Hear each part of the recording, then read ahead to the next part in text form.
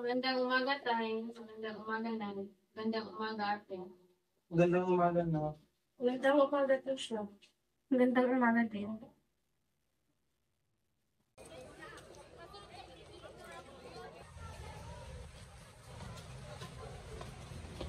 Good morning po. Good morning.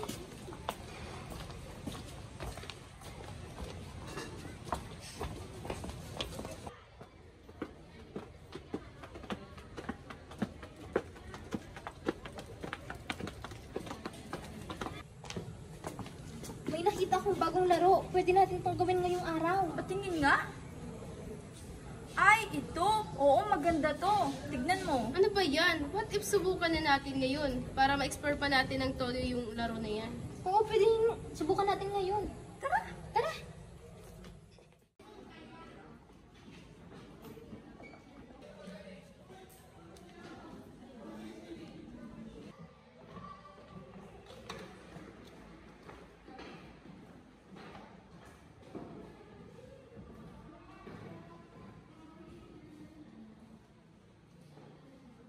Guys, pwede ba akong mayroon ng cellphone? Curious kasi ako kung anong meron dyan.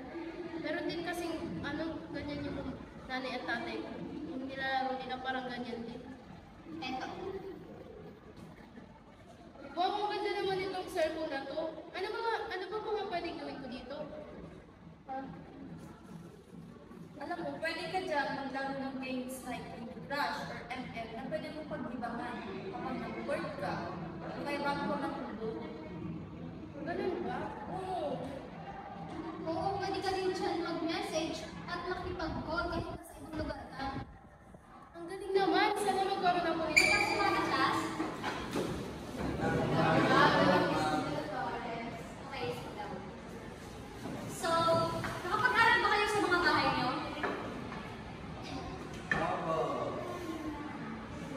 Miss Natividad, ano bang ginagawa mo?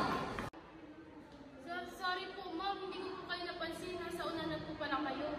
Na-curious lang po kasi ako dito sa cellphone ng kaibigan ko. May sinasabi yung guro niyo sa unan, hindi ko nakikinig. Sa sunod, limitahan niyo yung pagsa-cellphone niyo, no? Wala na kayong respeto sa guro. Opo, ma'am. Hindi ko na po ulitin. Sorry po ulit. Nay, ibinigay na po pala ng teacher namin ang card para daw po makita at mapirmahan niyo na. Alam niyo, Nay, matataas po ang grades ko. Ah, ganun ba anak? Masaya naman kung ganon. Ipakita mo muna yan sa tatay mo. Abala pa kasi ako dito sa nilalaro ko eh. Sige po.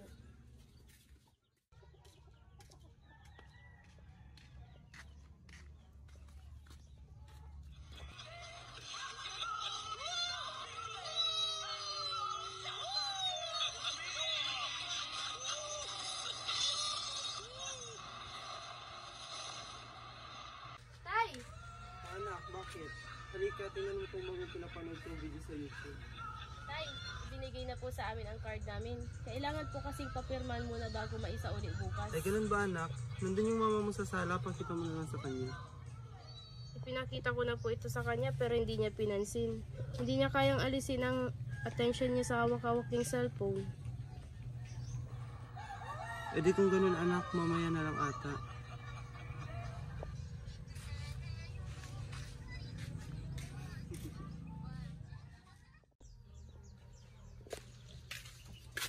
Ano ba kayo, Nay?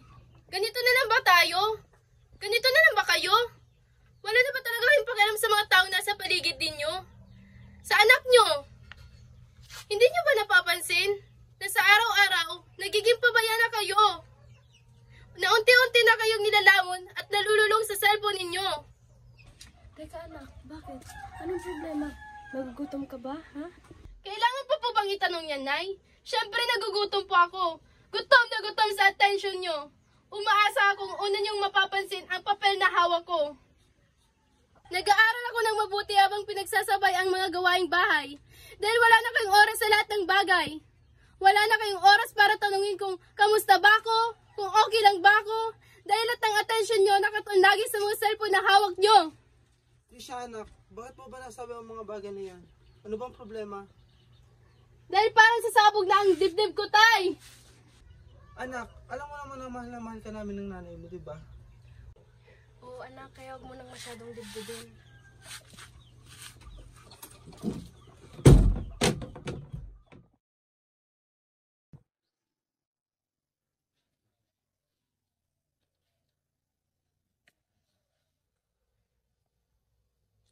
Pwede po bang mag-usap-usap muna tayo bago kumain?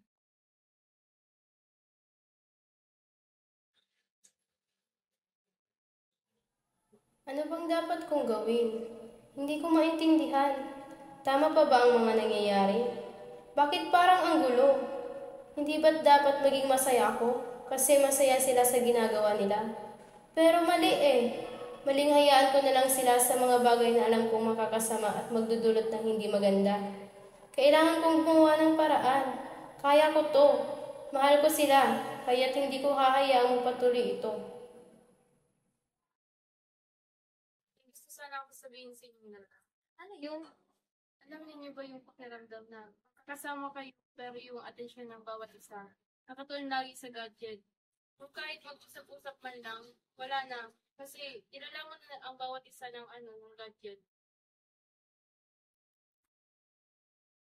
Naiintindihan ka namin kung ano man pinagdadaanan mo sa inyong pamilya.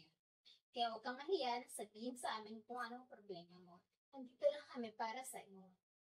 Kasi nga, problema ng isa, problema natin tatlo, di ba? Nakalimutan mo na naman. Magdadamayan lang tayo palagi. Salamat sa inyo. What if gumawa ka ng film about sa technology kung paano naka-apekto ito sa pamilya mo? Oo, tama yun. Makakatulong yun para maging aware ang iba. Gawin na lang kaya natin yung sinabi ni Miss De La Torre na gumawa ng film about sa technology. Ano sa tingin mo? Oo, pwede natin gawin yun. Basta tulungan ninyo ako Tulong-tulong tayo? Oo naman, walang problema yun. Salamat sa inyo Tunay talaga kayong mga kaibigan.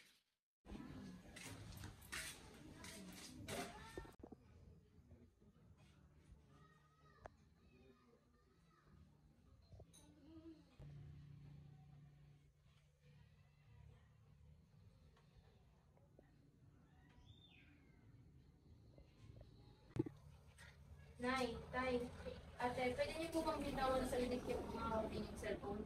May ipapakita lang po sana ako sa inyo. Bakit ano yun? Bakit anak, may kailangan ka ba? Ano yun anak? Sabihin mo na. Ipapanood ko lang po sana itong video yung ginawa ko.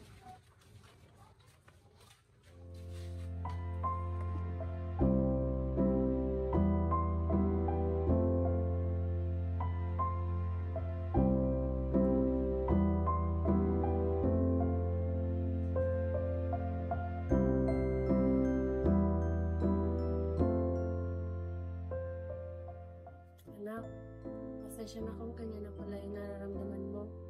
Pasensya na din kung wala na kaming time ng tatay mo at ng kapatid mo. Alam mo naman na mahal ka namin, di ba? Alam mo kasi anak, kami ng nanay mo matanda na. First time namin magkaroon ng cellphone na ganyan. Kaya siyempre, in-explore pa namin yung kung paano siya gamitin. Kaya sana maintindihan mo kami at maunawaan. Ang sakit po kasi sa damdamin na magkakasama po tayo dito pero yung attention at oras ninyo nakatuon lagi sa cellphone. Hindi niyo po ba nararamdaman sa bawat araw-araw nating pagsasama? Halos lahat na lang ng oras at attention ninyo nakatuon lagi sa gadget. Ikaw naman ate, hindi mo na ako pinapansin. Halos yung oras mo din nakatuon na sa cellphone. yung quality time natin noon, wala na ngayon. Sorry kung sa tingin mo, nawawala na yung oras ko para sa'yo as ate mo.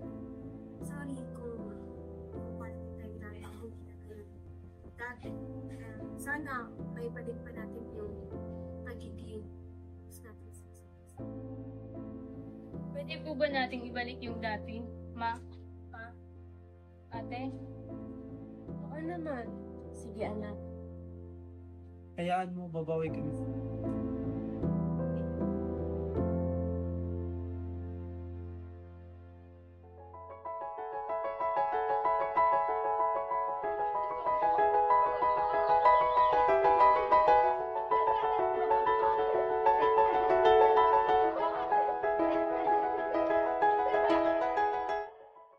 Ay, ganito pala kasi ako magkakasama sa buong pamilya, ano? Oo nga eh. Mas maganda pala kapag nakatuon yung attention mo sa pamilya mo, hindi sa kung ano.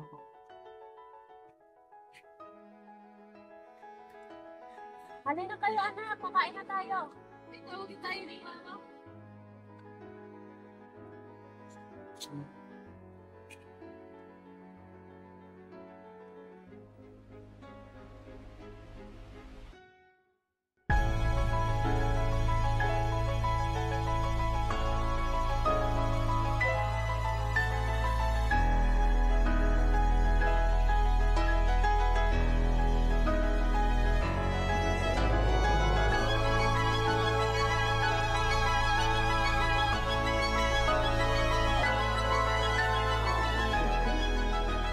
Sa wakas, nasolusyonan na rin yung mga problema ko. Dapat pala kailangan lang ng balanse sa paggamit ng teknolohiya at hindi dapat ito gawing habit araw-araw para maiwasan yung mga di mapagkakasunduan action sa bawat isa sa loob ng bahay.